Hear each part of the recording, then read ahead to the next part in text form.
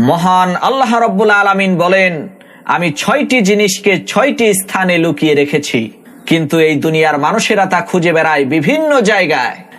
1, আমি দ্বীন ইসলামকে লুকিয়ে রেখেছি ক্ষুধা, দারিদ্রতা আর ধৈর্যের মধ্যে, কিন্তু মানুষ তা খুঁজে বেড়ায় উদরপূর্তি আর সচ্ছলতার মধ্যে। 2, আমি সম্মান লুকিয়ে রেখেছি শেষ রাতের ইবাদতের মধ্যে, কিন্তু মানুষ তা খুঁজে বেড়ায় শাসক, ক্ষমতাবান আর প্রভাবশালী লোকদের সাহচর্যে।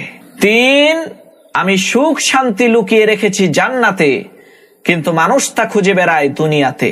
4, আমি বরত্ব লুকিয়ে রেখেছি বিনয় ও নম্রতার মধ্যে, কিন্তু মানুষ তা খুঁজে বেড়ায় গৌরব আর অহংকারের মধ্যে।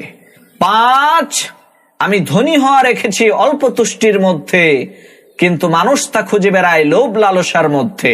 6, আমি দোয়া কবুল হওয়াকে লুকিয়ে রেখেছি হালাল রিজিকের মধ্যে, কিন্তু মানুষ তা খুঁজে বেড়ায় হারাম উপার্জনের মধ্যে।